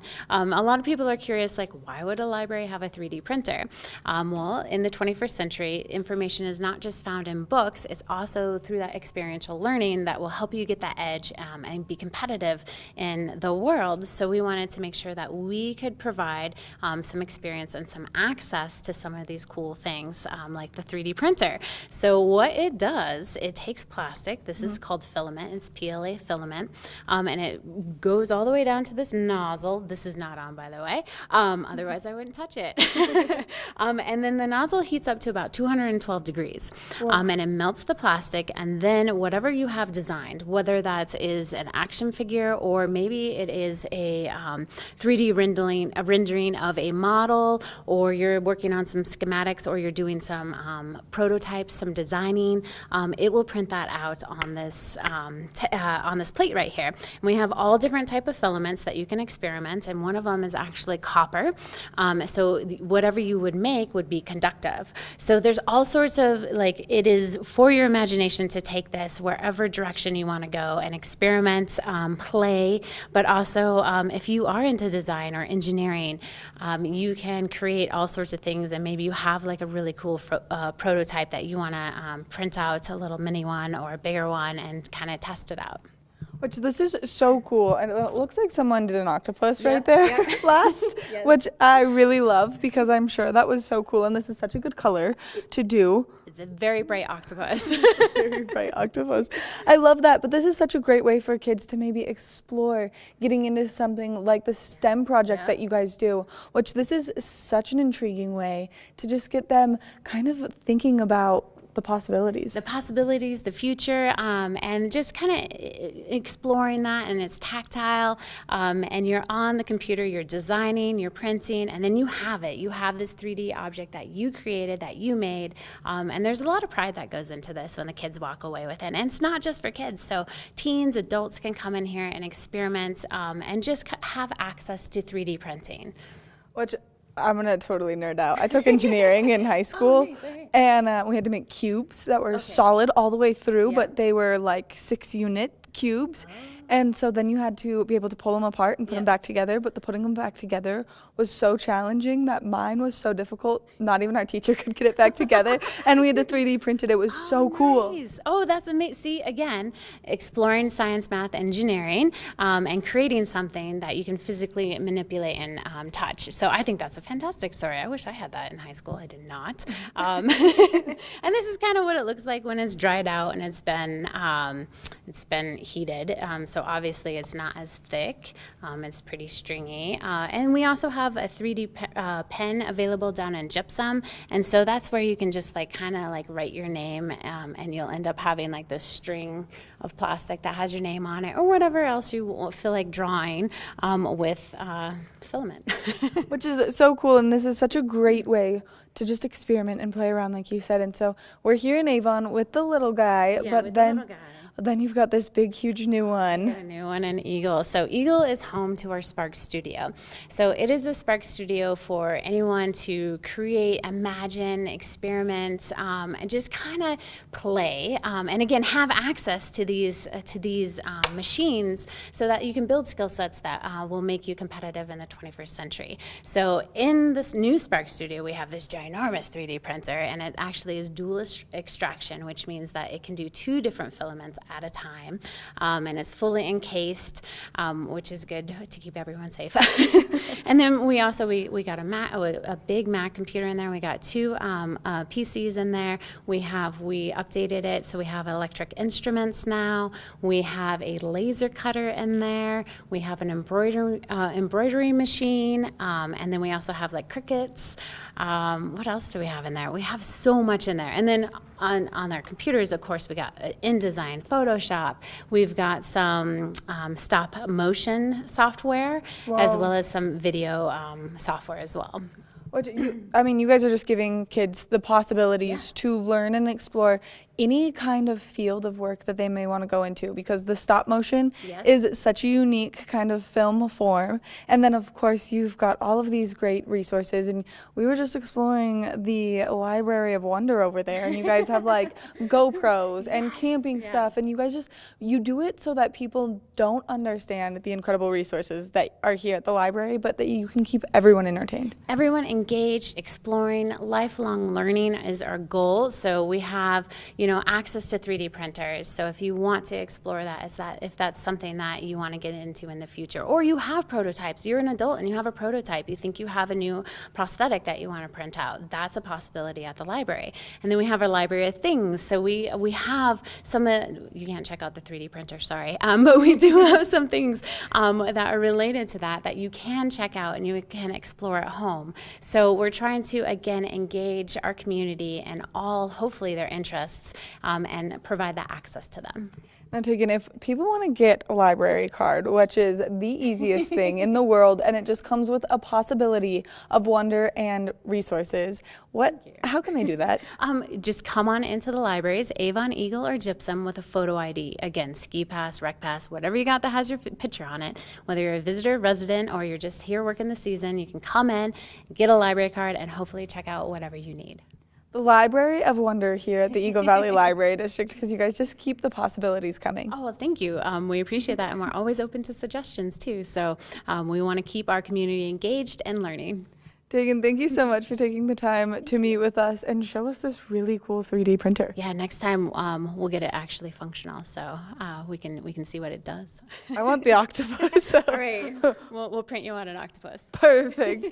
Make sure that you come to the Eagle Valley Library District, whether it's here in Avon, Gypsum, or Eagle. You can come and explore all of the great resources and all of the fun that they have here. When you think library, you need to think the coolest place on earth here in Eagle County. We're going to take a short break, and when we come back, we've got more of the show.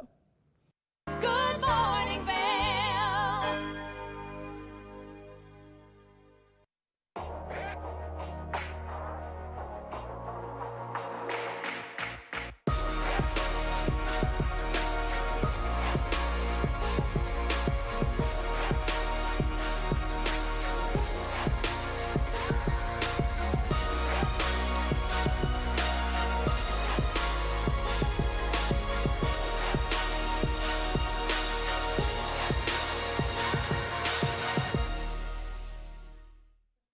At Revival Boutique Med Spa, we take an integrative and holistic approach to skincare, focusing on the bigger picture when treating our clients.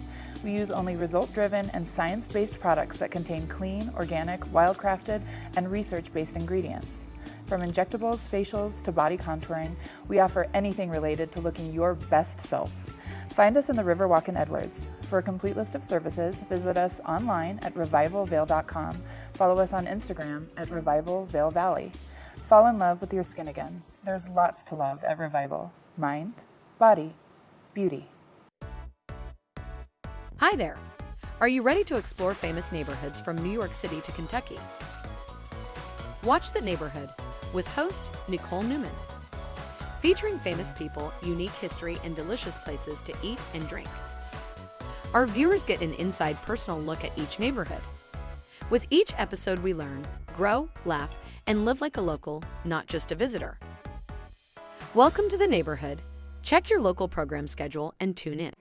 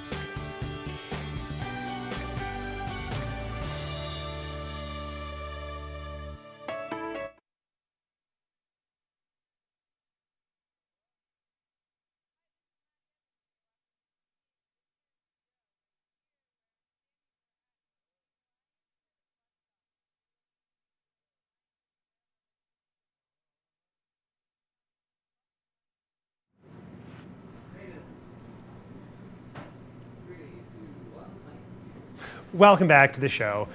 As we're starting to get into fall, one of the things we always like to do is check in a little bit on our health. And we've been talking a lot about infectious diseases, especially with COVID on the horizon and recently in the past. But let's shift our focus a little bit and talk a bit about breast cancer awareness. It is, after all, Breast Cancer Awareness Month.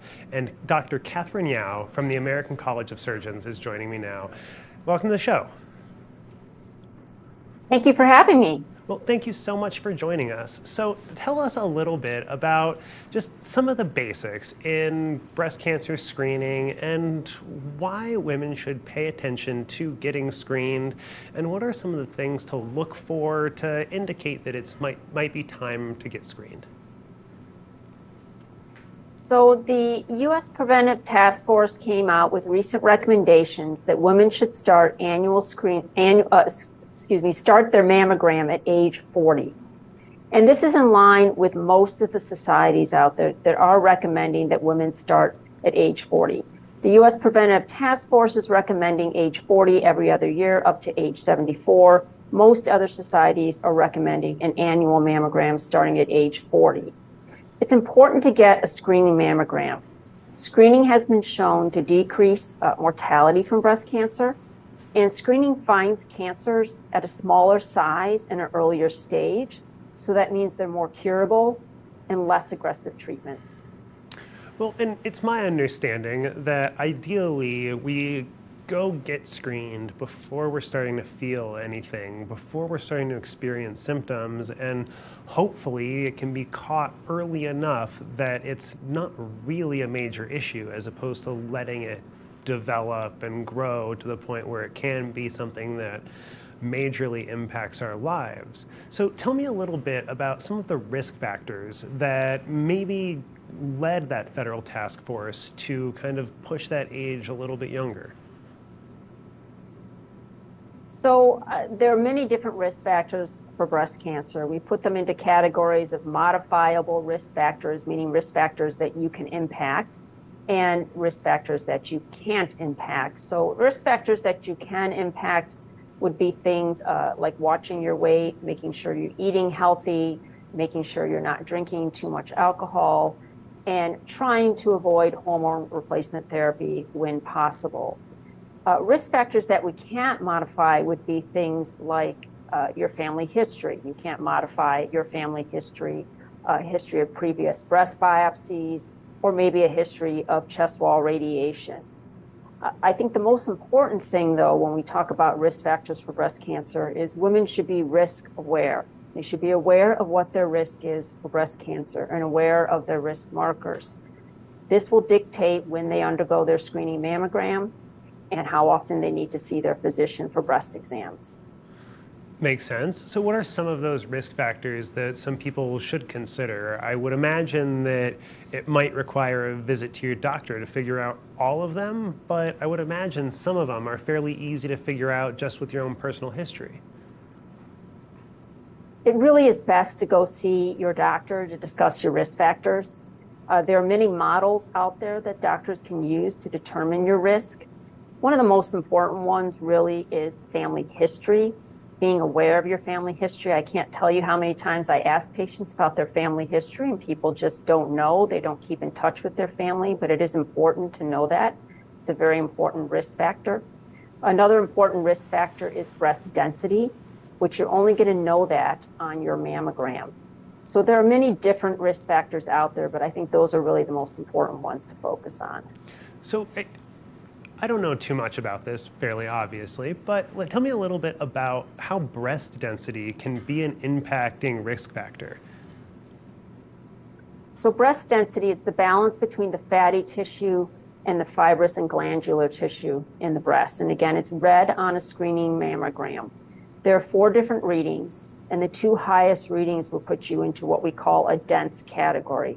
And breast density has been shown to be a risk factor for breast cancer. So women who have dense breast tissue on their screening mammogram may require a different screening regimen than women who do not have dense breast tissue. Makes sense. As you're going about pursuing your maybe first mammogram or continuing to look for a treatment center, what are some of the things that you would recommend taking into consideration when you're evaluating where to go for breast cancer treatment or screening? So I think there's several different things that a woman should consider when she's trying to decide where to get her breast cancer treatment.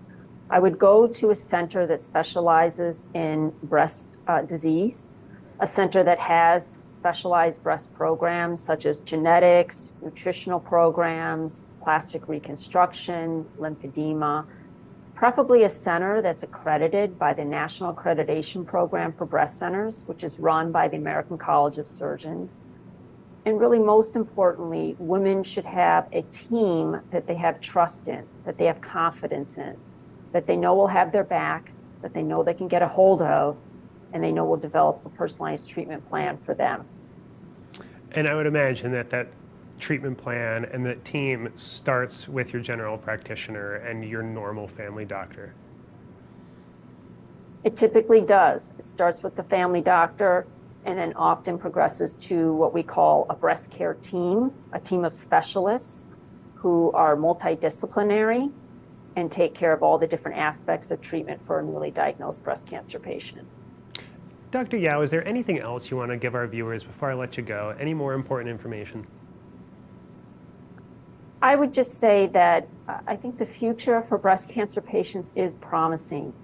Since the COVID pandemic, we have seen publication of several large practice-changing trials showing new treatments for different types of breast cancer, even aggressive breast cancers. And these treatments are very promising. So I feel that things are really rapidly moving forward despite the pandemic, and things are looking very promising. Well, that's a super hopeful note to end things on. Is there anywhere people can go to either reach out to your organization or learn more? So the American Cancer Society has a great website. They've got a lot of detailed information about breast cancer. The American College of Surgeons also has a wonderful website. If you go to facs.org/breastcare, you will get access to about 7 or 8 different modules that focus on newly diagnosed breast cancer and surgeries for breast cancer. And we are actually using those modules right now in my clinic because we found that they were so good. Fantastic. Well, thank you so much for all that great information. Dr. Catherine Yao of the American College of Surgeons, thank you so much for joining us. And we'll be right back. Thank you for having me. And we'll be right back after a short break. Good morning, Vail. Awesome. Thank you so much.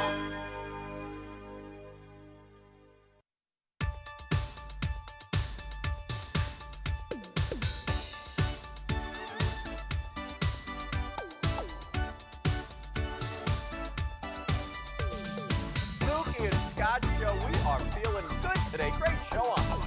Absolutely. Welcome to our show. I'm Suki. I'm Scott. And we are feeling good today. You know why? Because we had a great show.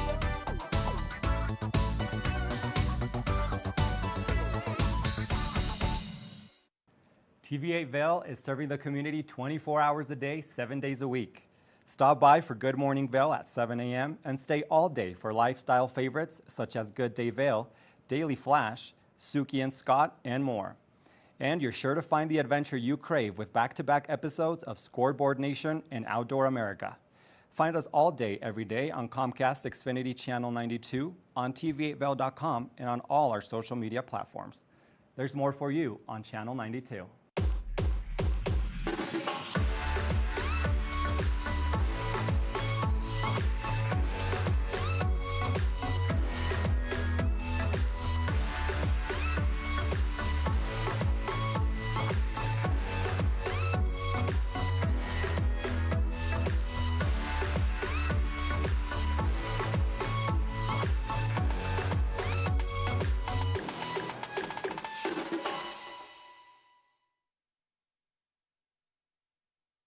Good morning, Vail.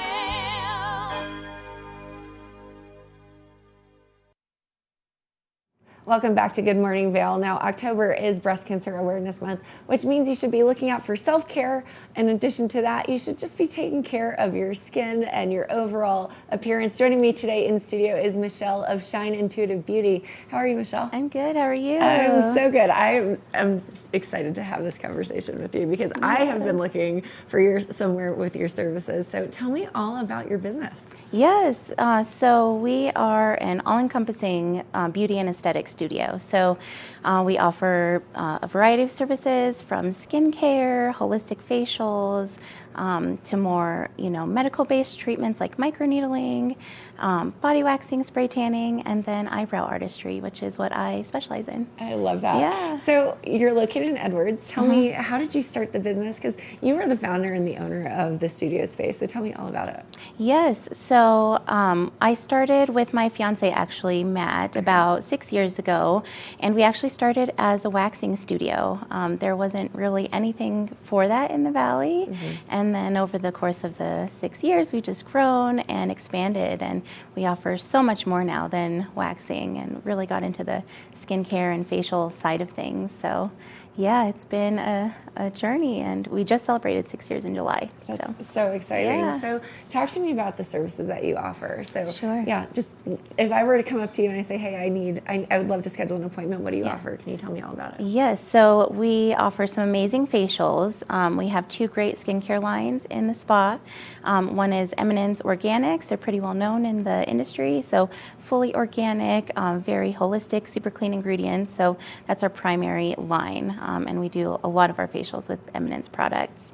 And then our more kind of medical grade line is called Circadia, and they have some really unique treatments, lots of great peels, a really cool oxygen treatment, and then something called the switch treatment, which is like a peel alternative. So amazing facials. facials.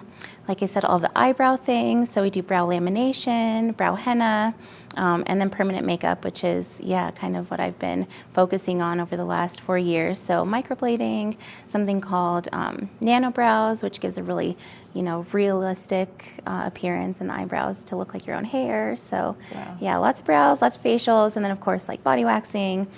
We do an amazing organic spray tan that looks very natural. So kind of all across the board, everything beauty related.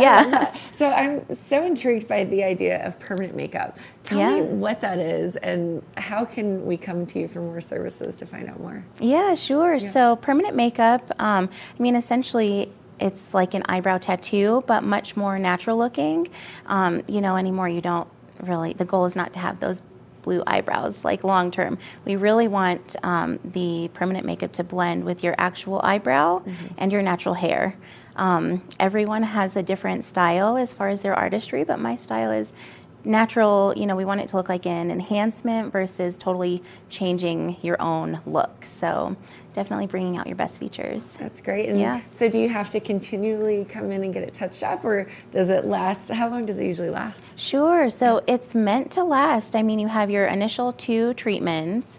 After that, 1 to 2 years. You really shouldn't be doing it very frequently. You want it to kind of fade out so you can start with a fresh canvas. So, it's great for people who fill in their brows every day with makeup or who have a little bit of like asymmetry or sparse areas. It's really just meant to like save you time in the morning and so you can get up and go.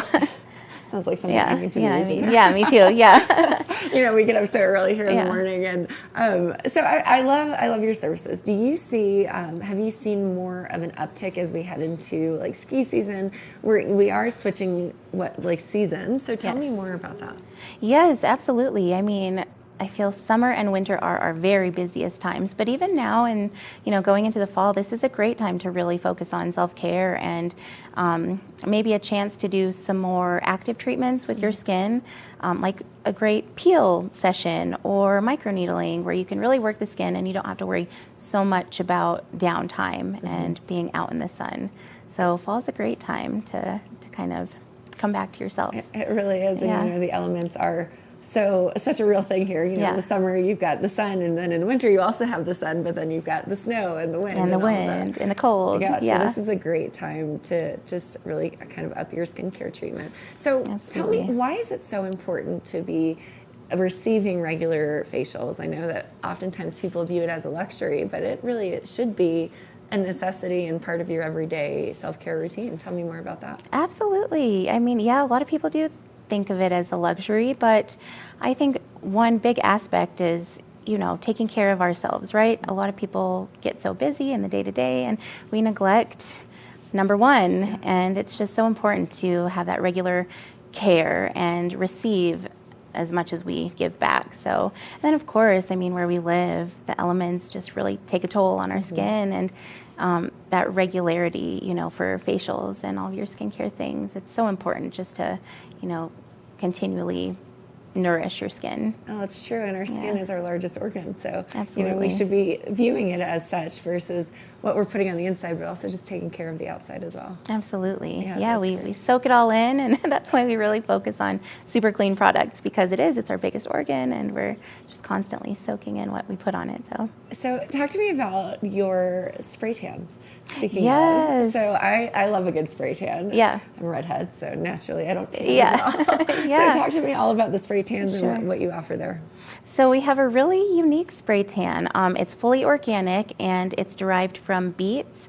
So the color, it's one custom shade for every skin type. So we have one universal shade that when we spray it, the formula kind of balances with your body's own pH and creates a natural tan for your skin tone specifically. So however you would tan out in the sun, that's kind of the color you're going to be with the spray tan. So it's really natural looking. There's never any orange hues. It's really nice because it doesn't smell. Like, it's just a really nice natural glow. And you can go really dark with it just depending on how many coats we apply, or it can be super natural, just like sun-kissed, So, it's a really unique formula, and people love it. So, I need to come check it out. Yeah, come on in. Now, Yeah. in regard to, you mentioned you got started as a wax studio. Mhm. So what would you recommend? Like, what are the benefits of waxing versus other kinds of hair removal? Sure. I mean, waxing's, it's so easy. Like, you're in and out of your appointment. It definitely beats shaving in that you don't have to do it every day.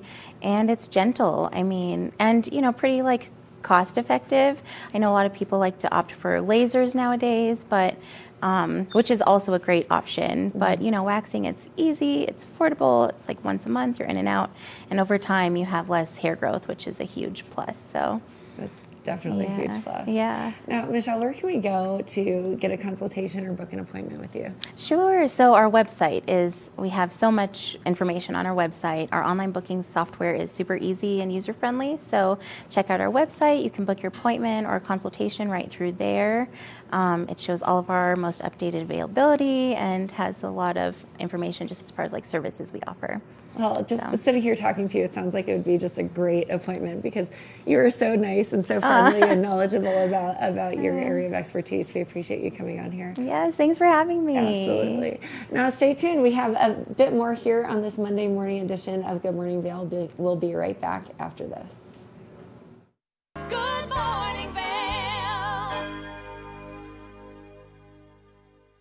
Nap Harvest, your local marketplace for fresh, locally produced products. Our indoor farmers market is open 7 days a week, featuring locally grown organic produce, prepared meals, honey from our Nap Nectar hive, furniture, cutting boards, and much more. We source and sell locally grown and produced products from the Vail and Roaring Fork Valleys. Visit us at our new location in Eagle Ranch, 717 Sylvan Lake Road, next door to Color Coffee Roasters. Familia, estamos muy emocionados de por fin presentarles nuestro nuevo programa completamente en español, Conexión Latina, que se estrena este lunes 21 de agosto a partir de las 7 de la tarde. Por el momento, el programa se transmitirá los lunes, miércoles y viernes de 7 a 7 y media de la tarde, con una repetición de 7 y media a 8, así que no hay excusas para perdértelo. Te recuerdo que puedes sintonizar nuestra programación a través del canal 92 de Comcast, nuestra página web tvavail.com y nuestra página de Facebook TVA Conexión Latina. Acompáñanos en esta nueva aventura llena de información y entretenimiento local. No te lo pierdas.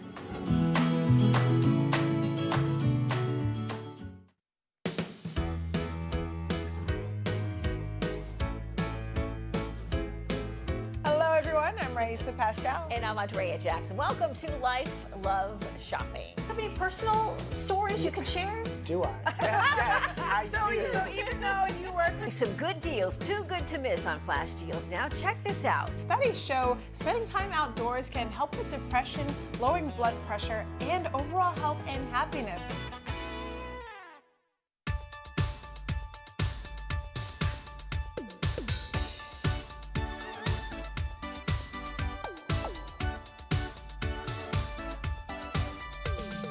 Luke and Scott show. We are feeling good today. Great show on the way. Absolutely. And welcome to our show. I'm Suki. Hi, Scott. And we are feeling good today. You know why? Because we had a great show.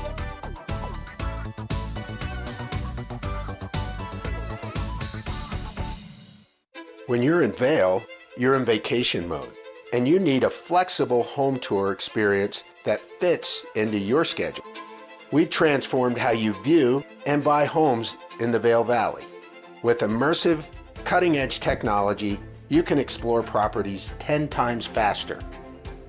In our lounge, we guide you through this digital world on a 16-foot screen where you can imagine your next home in comparison to your favorite recreational spots. Say goodbye to multi-day home tours and hello to a quick stop between your other plans. That's the power of the immersion theater.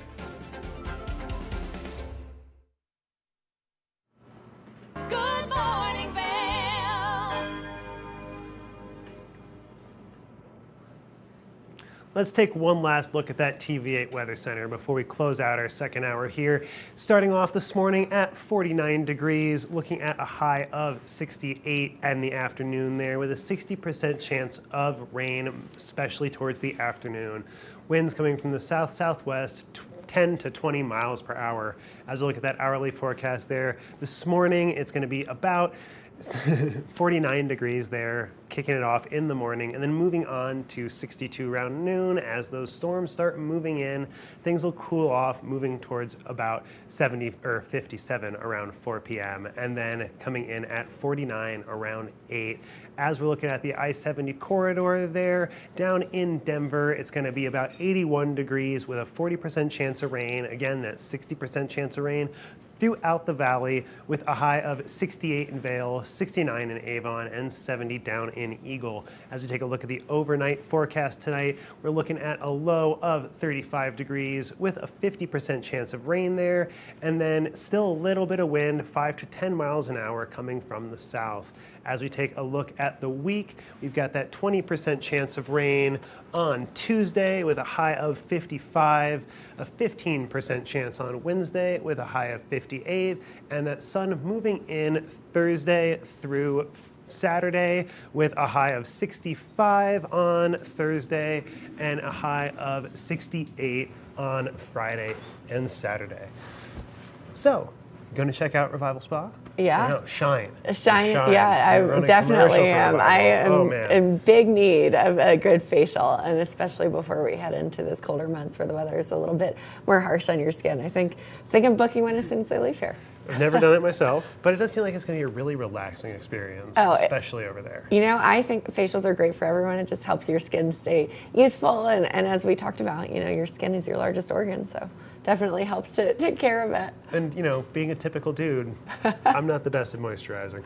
Yeah, it's true. And especially here, you probably don't think about it as much. And we have very dry climate here. Definitely. And since I'm like from here, it's not that I've moved from a humid climate and now all of a sudden I'm a raisin. It's just, nope, I've just always been a raisin. Exactly right. Well, you know, what I love about October, this is the first Monday of October, but it's Breast Cancer Awareness Month. And you had a really informative conversation with Dr. Catherine Yao. That was really, really good stuff. And then also October 6th, the proof is out there. Tony Harris came on. I'm so excited about that. I want to learn all about Sasquatch, and I love that they're a crowdsourced TV show. Yeah, it seems really, really interesting, and just the way they've got it all put together, you know, bringing video from the community, but then digging deep into it is awesome. And then, of course, we've got the first cat in space and the Soup of Doom. The author and illustrator of that book, they just seemed like they were so much fun. They seem like great guys. I almost wanted to ask them if they were roommates at some point during their life. They seem to have just such a great rapport. Absolutely, and I know that they've got a very creative and interesting outlook for kids and adults to read the books too. So, did you ever read Captain Underpants when you were growing up, or did you just miss that? I did read it. I'm not talking about what I read growing up because that'll age me. No, but we had a really excellent show here this morning. We started with all things literary, breast cancer awareness. Make sure that you are getting checked out, taking care of your skin, and as always, love having Ben here on the couch. We'll see you tomorrow. Thanks for joining us.